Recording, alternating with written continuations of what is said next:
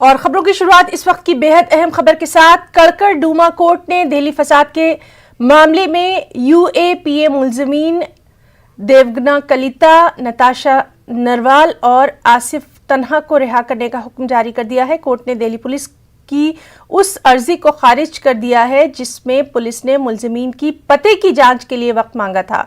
Court ने release warrant Tihar jail भेजने को कहा है। वाज़ेह है कि दिल्ली फसाद के 3 मुलजमीन को मिली जमानत के बाद आई रुकावट की वजह से तीनों मुलजमीन ने कोर्ट से रुजू किया था और दिल्ली हाई कोर्ट से फौरी रिहाई की अपील की थी।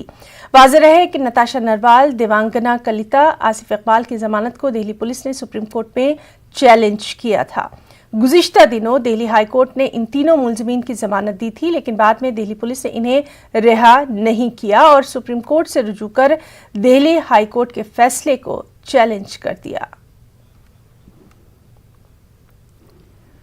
और नताशा नरवाल, देवांगना कलिता, आसिफ इकबाल की रिहाई का मामला कड़कड़डूमा कोर्ट ने तीनों को फौरी रिहाई की हिदायत के बाद मनोज झा का ट्वीट सामने आया। मनोज झा ने अपने इस ट्वीट में कोर्ट का शुक्रिया अदा किया।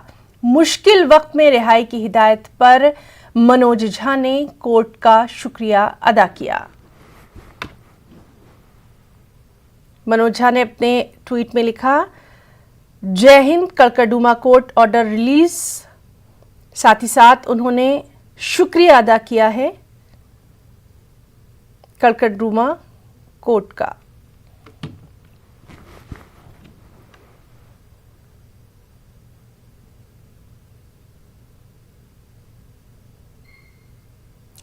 और नाज़रीन, चलिए सीधे रुख करेंगे दिल्ली का। हमारे साथ मौजूद हैं हमारे 2 साथी सुशील पांडे और साथ ही साथ खुर्रम शहजाद फोन लाइन पर। सुशील, हम आपसे इस वक्त की तफसीलात जानना चाहेंगे। बेहद अहम मामला, सभी की नजरें थी। जी बिल्कुल हिना, देखिए ये बेहद अहम और बहुत ही रोमांचक मामला इसको कहा जा सकता है, क्योंकि इस पूरे मामले में हिना अगर देखा जाए तो जब से दिल्ली हाई कोर्ट से दिल्ली दंगा मामले में इन तीनों आरोपियों को जमानत मिली है, तब से दिल्ली पुलिस इस पूरी जमानत को रद्द करने के लिए जो कवायद है, यानी कि कानूनी जो लड़ाई है या कानूनी जो दांवपेच है, उसके दाएं बाएं कहीं ना कहीं अपनी कार्रवाई कर रही है। सबसे पहला मामला मैं आपको बताऊं कि कड़कड़डूमा कोर्ट में था कि जब रिहाई का आदेश हिना कोर्ट ने दिया तो उस आदेश को फिलहाल दिल्ली पुलिस ने कड़कड़डूमा कोर्ट में चैलेंज किया और ये कहा कि चूंकि ये तीनों आरोपी दिल्ली के बाहर रह रहे हैं, लिहाजा इनको रिलीज अभी नहीं किया जा सकता है। कोर्ट में तमाम दलीलें चली। कोर्ट ने कल इस पूरे मामले में यह भी कहा कि अगर आप इनके पते को वेरीफाई नहीं कर पा रहे हैं तो इसमें आप अपनी मशीनरी का प्रयोग करें। ऐसे में इनको एक दिन भी ज्यादा जेल में रहने की इजाजत कोर्ट नहीं दे सकता है। फिलहाल कोर्ट ने इस पूरे मामले में अपना कल फैसला सुरक्षित रखा था। फैसला सुरक्षित होने से पहले ही दिल्ली पुलिस ने इस पूरे मामले को दिल्ली हाईकोर्ट में चैलेंज कर दिया, जिसमें अभी 2:30 बजे हिना सुनवाई होनी है। लेकिन आज कड़कड़डूमा कोर्ट ने एक बड़ा कहीं ना कहीं आदेश जारी करते हुए इन तीनों आरोपियों को तुरंत रिहा करने का आदेश दिया है। कोर्ट ने साफ तौर से यह कहा है कि भले ही यूएपीए के मामले में ये तीनों आरोपी हों, लेकिन दिल्ली हाई कोर्ट से इनको अगर जमानत मिली है तो इनको रिलीज वारंट तुरंत जारी करना जरूरी भी है। और इसीलिए अदालत ने, यानी कि कड़कड़डूमा कोर्ट ने नताशा नरवाल, देवांगना कलिता और आसिफ इकबाल तन्हा फिलहाल इंतरिम बेल पर हैं, चूंकि उनकी परीक्षा चल रही है। लेकिन ये दोनों आरोपी पिछले साल से तिहाड़ जेल में हैं, लिहाजा इनको तुरंत रिलीज करने का ये आदेश जारी कर दिया गया है। 2:30 बजे दिल्ली हाईकोर्ट इसी पूरे प्रकरण पर दोबारा सुनवाई करेगा। लेकिन फिलहाल कड़कड़डूमा कोर्ट ने इन तीनों आरोपियों को तुरंत रिहा करने के लिए तिहाड़ जेल सुपरिटेंडेंट को ये जो रिलीज वारंट है वो तुरंत भेजने के लिए भी कहा है। वहीं दिल्ली पुलिस ने जो हाईकोर्ट ने इन तीनों आरोपियों को रिलीज करने का ऑर्डर दिया था, उस पूरे फैसले को सुप्रीम कोर्ट में भी चैलेंज कर दिया है और ये कहा है कि इस पूरे फैसले की समीक्षा सुप्रीम कोर्ट करे, चूंकि इन तीनों आरोपियों पर यूएपीए का चार्ज लगाया गया है। लेकिन राहत में अभी फिलहाल ये तीनों आरोपी हैं, क्योंकि अब फिलहाल कड़कड़डूमा कोर्ट से जो रिलीज वारंट है वो जारी करने का आदेश दिया गया है। अब दिल्ली पुलिस 2:30 बजे जब दिल्ली हाई कोर्ट में सुनवाई होगी इस मामले में, तो क्या चीजें कहती है ये भी देखने वाली बात होगी। लेकिन ये कहीं ना कहीं तर्क दिल्ली पुलिस का कोर्ट में हिना टिक नहीं पाया, जो जी, ये जी। कह रहे थे कि उनके एड्रेस के को वेरीफाई करने के लिए उन्हें 3 से 4 दिन का समय चाहिए। जी बिल्कुल, और लगातार इस मामले पर रिएक्शंस भी हमारे सामने आ रहे हैं। हम अपने एक और साथी खुर्रम शहजाद का भी रुख करना चाहेंगे। खुर्रम, लगातार ये मामला सुर्खियों में रहा था और काफी अहम आज के इस फैसले को माना जा रहा है। देखिए बिल्कुल, देखिए दिल्ली पुलिस की ये पूरी कोशिश थी कि हर तरह के कानूनी दावपेच के ज़रिए से ये जो मुल्जिमान हैं तीनों, ये लोग बाहर ना आ पाएँ, और इसके लिए दिल्ली पुलिस ने हर तरीके से कोशिश की। यहाँ तक कि कड़कड़डुमा कोर्ट ने जब फैसला महफूज कर लिया था तो उससे पहले ही, हालांकि Delhi police Delhi high court चली गई, और शायद दिल्ली पुलिस को अंदाज़ा होगा क्योंकि दिल्ली हाई कोर्ट ने जिस तरीके से इन तीनों मुल्जिमान को ये कहते हुए ज़मानत दी थी कि आपका जो जमहूरी अंदाज में और कानून के दायरे में जो एहतजाज करने का हक है और किसी की मुखालफत करने का, किसी पॉलिसी की मुखालफत करने का हक है, वो किसी देश के खिलाफ नहीं जाता और उस पर यूएपीए लागू नहीं होता। इस बुनियाद पर अदालत ने इन तीनों को जमानत दे दी थी, और जिसको लेकिन जमानत तो मिल गई, लेकिन इसका रिलीज कब होना है, किस तरीके से होना है, क्योंकि ट्रायल पूरा का पूरा कड़कड़डुमा कोर्ट में चल रहा था। इस वजह से वहां पर दिल्ली पुलिस ने एक टेक्निकल बुनियाद पर ये कोशिश की कि ये लोग बाहर ना आ पाए। हालांकि मायूसी का इजहार किया गया, जो दूसरे वकला हैं या फिर जो उनके अहले खाना है उनकी तरफ से कहा गया, और ये कहा गया कि अब तक ऐसा कभी नहीं हुआ है।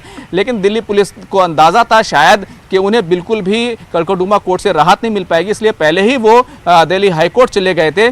फिलहाल इस मामले में अब दोनों की रिहाई हो सकती है, लेकिन अभी जिस तरीके से कड़कड़डुमा कोर्ट का फैसला आया है, अब देखना यह होगा कि जो सुशील बता रहे हैं हमारे साथी के अभी समाअत होनी है, तो क्या ये टेक्निकल बुनियाद पर मजीद वक्त लिया जा सकता है, और इस दरमियान में क्या सुप्रीम कोर्ट में जिस तरह से हाई कोर्ट के जमानत वाले फैसले को चैलेंज किया गया है उस पर समाअत हो सकती है और उसकी बुनियाद पर ये तीनों बाहर नहीं आएंगे, तो एक तजब्जुब जरूर है। लेकिन फिलहाल ये कहना चाहिए कि मुल्जिमान को एक बड़ी राहत है कि उन्हें फौरी तौर पर रिलीज का फैसला उनके हाथ में आया है। अभी कहीं से कोई रिएक्शन, कोई बयान, क्या कुछ सामने आया? देखिए अभी ये पूरा फैसला आया है, तो अभी धीरे धीरे उस पर जो रद्द अमल है वो ज़रूर सामने आ रहे हैं। तो अभी फ़िलहाल उनके वालिदैन की तरफ से हम भी रद्द अमल और जो खुशी की बात है वो जाहिर सी बात है वो खुशी का इजहार करेंगे, उसको लेकर के वो आना बाकी है। अलबत्ता एसआईओ की तरफ से ज़रूर जो इस पूरे मामले में, क्योंकि आसिफ इकबाल तान्हा जो है वो इस मामले में एसआईओ के मेंबर भी थे, उनकी तरफ से ये मायूसी का इजहार किया गया था, उनके वालिदैन की तरफ से मायूसी का इजहार किया गया था। और दरअसल ये जो मामला है उसमें जैसे देवगना कलिता हैं, उनके जो जमानत पेश करने वाले हैं वो उड़ीसा के हैं, तो कि उनका वेरिफिकेशन हो जाए, उनके पते का वेरिफिकेशन हो जाए, दस्तावेजात का वेरिफिकेशन हो जाए, इसको बुनियाद बनाना चाहती थी दिल्ली पुलिस। लेकिन फिलहाल अब इस मामले में दिल्ली पुलिस को राहत नहीं है और मुल्जिमान को राहत है ना। जी, और सुशील, जिस तरह से आपने बताया कि 2:30 बजे इस पर एक बार फिर से वहां पर सुप्रीम कोर्ट से रुजू किया जाएगा, एक बार फिर से इसमें बातचीत होगी, क्या कुछ आपको आगे इसमें लगता है?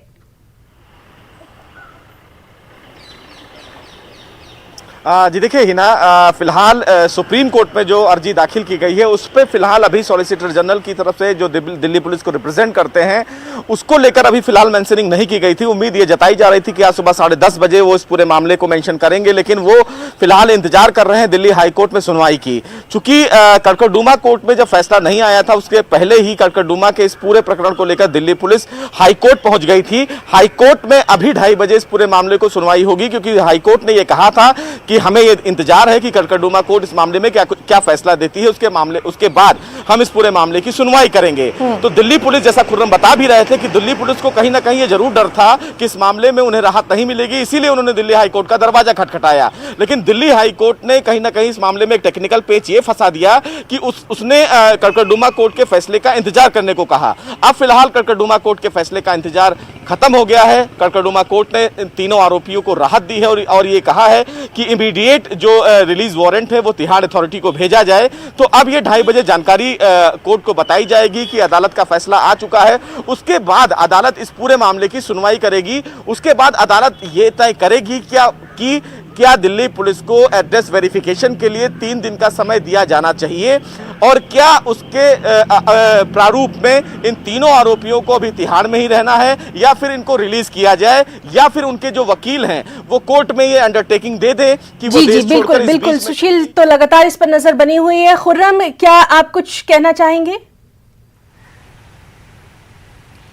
देखिए हिना, ये जो मसला है ना, जिस तरीके से ज़मानत दी गई और रिलीज और सारी चीज़ें हो रही हैं और ख़ास तौर से जो ज़मानत का मसला है, दरअसल इसको आपको इस पस मंज़र में देखना चाहिए कि जो दूसरे केसेस चल रहे हैं, चाहे वो कड़कड़डूमा कोर्ट में चल रहे हों और वो हाई कोर्ट आकर के ज़मानत लेना चाहते हों, दूसरे हैं जैसे खालिद सैफ़ी हैं, उमर खालिद हैं और जो दूसरे लोग हैं, उन तमाम के जो केसेस हैं उन पर सीधे तौर पर इस फैसले का असर पड़ेगा। यही वजह है दिल्ली पुलिस ये बिल्कुल नहीं चाहती कि उनका ये जो केसेस उन्होंने बनाए हैं, जिसकी वो इंक्वायरी कर रहे हैं, जो तहकीकात की है, वो आगे जाकर के सभी के सबको ज़मानत मिल जाए। इसलिए दिल्ली पुलिस ये पूरी कोशिश कर रही है कि किसी तरह से उसको राहत मिले, चाहे सुप्रीम कोर्ट से मिले, और वो अपने तौर से कानूनी जो उनके दांव पेश होते हैं उनके जरिए जो कानूनी उनकी जिम्मेदारी है एक एजेंसी के तौर पर, वो ज़रूर निभाने की कोशिश कर रही है, भले ही वो मुलज़िमान के हक़ में जाए या दिल्ली पुलिस के हक़ में जाए। जी, तो बहरहाल 2:30 बजे तक का इंतजार करना होगा। बहुत बहुत शुक्रिया अदा करना चाहेंगे अपने दोनों साथियों का, सुशील पांडे आपका भी, साथ ही साथ खुर्रम शहजाद आप दोनों का बहुत बहुत शुक्रिया और लगातार